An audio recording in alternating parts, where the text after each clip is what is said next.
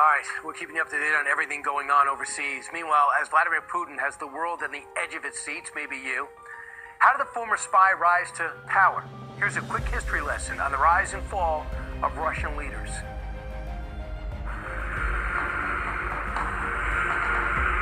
(1917), end of World War I.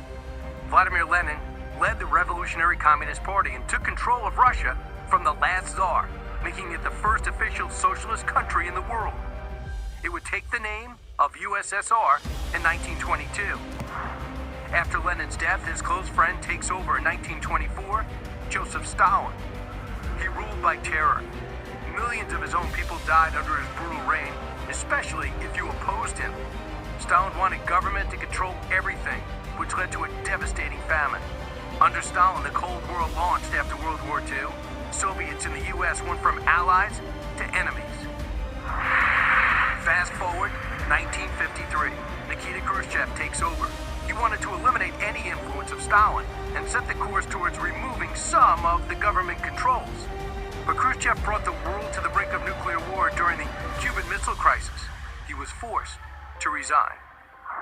In 1964, his successor, Leonid Brezhnev, turned Russia more towards dictatorship and torpedoed the economy to a deep decline. In 1985, Mikhail Gorbachev was the last leader of the USSR. He jump-started economic reforms, led to the rise of privately owned businesses, free market capitalism, but it had the opposite effect, leading to the collapse of the Soviet Union.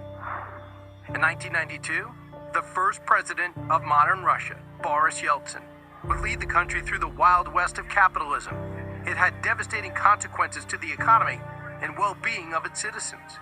Then, out of nowhere, in 2000, trampoline to the post of president was Vladimir Putin. But he was a nobody. How did he rise to power? Putin's story begins in 1952. He was an only child, born in St. Petersburg. His parents were factory workers. Putin attended Leningrad State University and studied law. In 1975, he would become an intelligence officer for the KGB. When the Soviet Union collapsed, he retired from the intelligence agencies and returned home to work in local politics, becoming the mayor's head of external relations and first deputy mayor. But when the liberal politician lost in 1996, Putin moved his family to Moscow, quickly climbing up the ladder within President Boris Yeltsin's administration, eventually heading federal security. In 1999, he was appointed prime minister, and on New Year's Eve, Yeltsin shocked the world announcing his resignation, handpicking Putin to be acting president. An orderly transition of power? On his first day, President Putin pardoned Yeltsin for corruption. He was officially elected a few months later. Putin so hungry for power that in 2008, when term limits forced him out of office, he wasn't leaving without securing his seat. His protege, Dmitry Medvedev, became the new president, while Putin was appointed prime minister. But in 2012, Putin was re-elected once again and intends to rule for life.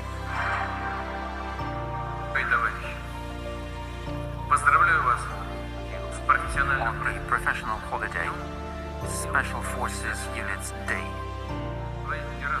you have proven many times that you are prepared in most complex situations to act very effectively and resolve the most difficult and responsible tasks.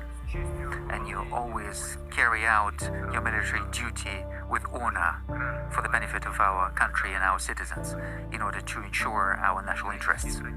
Heroic traditions of Spetsnaz began in the many century of our army's history, and they were strengthened during the Second World War, and they were strengthened in Afghanistan and many other hot points on the planet, on the northern Caucasus, in Syria. You know how dynamic the nature of the modern conflict is. The commanders of the Special Forces units need to constantly improve their military skills and hone their skills of handling the latest equipment. And of course, they have to apply the latest developments, the latest achievements in the military skills in order to handle any potential enemy. We know that you are undergoing this comprehensive and intensive training, a real military school. Please use the best examples of honor in your military history and bring up the new generations of defenders. Pass on your experience to the younger servicemen. I would like to thank the commanders and the servicemen and the veterans of the Special Forces for an impeccable service for the benefit of Russia and our people. I'm especially grateful to those who are heroically carrying out their duty in the course of this special operation to assist Donbas and Lugansk republics. I wish you luck, success, and all the best to you and to your close ones. Can't you fat me, you little son of a bitch.